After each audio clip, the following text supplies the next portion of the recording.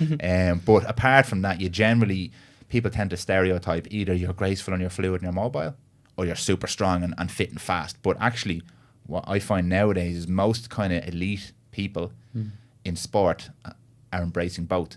And we mentioned Nido Portal, just in case anybody doesn't know who that is. You're probably familiar with him now because he was on board with our good friend Conor McGregor for a while. But that was a merging of a traditionally super macho aggressive kind of straight line kind of sport thing with movement, and he got a lot of stick for it. But immediately I thought, Portal is famous. Well, he was always famous, but I was like, I know that guy. But they were playing with the noodles and they were flowing and standing on wires and catching tennis balls, and he took a lot of kind of fire for it. But that's important. It's important. So many people now have adopted that into their training, have adopted movement. How do you find that? How do you find people responding to that mix of the match? I want to come in and lift heavy weights, and you're going, well, we're going to move first, Dan. And they're like, no, I just want to lift the fucking weights, and we need to learn how to move first. How do you find kind of dealing with that landscape? As I grow up, so I'll be 40 in October. It's 40 in October? Geez, I don't look 40. Thanks, man. I become more mature, and I definitely fought the fight for movement as I was younger, and you risk being too far on one side of things. So anyway, my point being, as you grow up and you mature, it's very important not to demonize any one thing. Very important not to get caught in the dogma. And the thing about movement is like, don't get caught in dogma either, I say, but people get caught in a movement dogma. Yeah. And they're like, this is shit, this is whatever. Everything else is shit, yeah. You could say people who go running every day and like, oh, look at their form, it's horrible. And people who only do yoga and don't do chin-ups or whatever. Like, it's a really good quote. I was studying kind of Gabor Mate stuff a while ago. Do you know Gabor Mate? Amazing.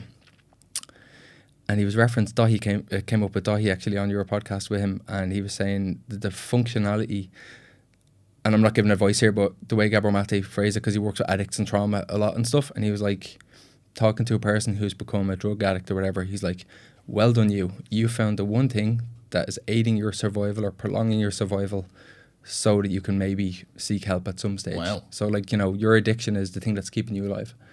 And I'll never blame or demonize people's variation of functionality, because it's a really hard word to define. People like functional fitness. What is it? Yeah. Functional fitness is whatever you need in that moment. Yeah. And as you grow and as things change, which they do every day, life is just a constant state of flux, movement. It's all the stuff coming back into the same kind of principle. It's like, how could you give out somebody who's in their bedroom getting a six-pack when they're 16 years old? Who gives a shit if it's functionally? The person's probably interested in getting a girlfriend or a boyfriend, or bicep curls. Person's probably lonely in the gym, or has seen somebody else do it. Person doing a handstand. Person doing whatever looks functional could be the most unfunctional thing. Like, what's functional? Someone on a Bosu ball spinning around. Maybe it is. Maybe the person just craves attention on Instagram. So, very important as I mature to not judge an individual person, demonize a thing, more so look of like, well, one, who is the person, why are they doing it, and then think, what's the good in that? And if they're looking for something, they've opened the door to being guided. Like we're saying, a coach will hold space and guide you towards that. But if they don't ask for it and they're happy, go ahead. Or if they're not happy but they're still not asking for it, it's functional for them. Do you know what I mean? We don't force anything on anybody. We really don't. Yeah. But we are who we are. And so when you come into our space, you can expect it. You'll feel it straight away. You'll see it within like one class or two. You'll know what the vibe is. It's social. There's laughter. There's always work. But we don't sacrifice either for, the other one or whatever. And we have the framework, which is human movement layered with training, because they're both very different things.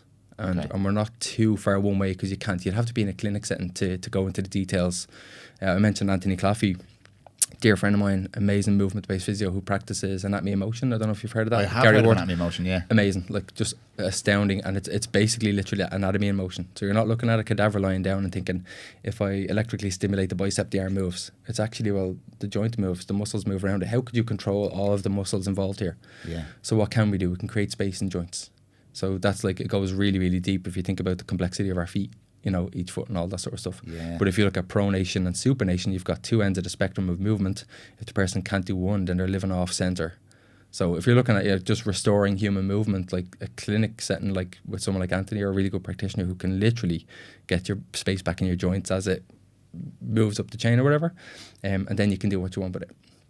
So functionality for me is always going to be connect with the person first. Like meet them where they are, know who they are, then see how they move, and then what's possible. and hopefully in that order. And it's happening concurrently anyway, because we can only get to know somebody in process. We can only get to see them move, in process, and we can only work on what's possible over time anyway. Yeah. So, and things change. People change, like membership change. Someone's like, I want to go on the unlimited membership now. I love this. Or I need to drop down. I'm busy. Or I don't want to do handstands anymore. I want to focus on fitness for a while. Who are we to tell somebody what to do? But we know that, like, God, I can talk. Trying to work on things that are people don't expect to come on here and listen to 15 minutes. But we go very much on principle, and what I've tried to work on is things that are undeniable and inseparable. It's undeniable that we want good relationships, manage your stress levels, hydration, sleep, nutrition, stuff that people know you could beat the drum forever. Things that are inseparable, how you move in your body, how you fuel your body, how you navigate your environment, choosing your environments. Yeah. It's all connected. So. And it's back to you were talking about a doctor can't do all that work in 10 minutes.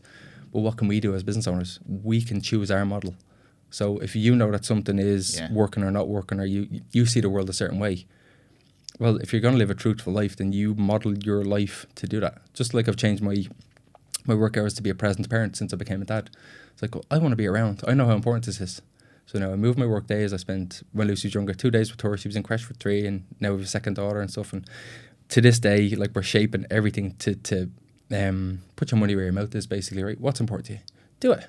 Yeah. Don't be the sheep who's going school, college, job, hate my life, gone, and it goes that quick. Yeah, big time. Yeah.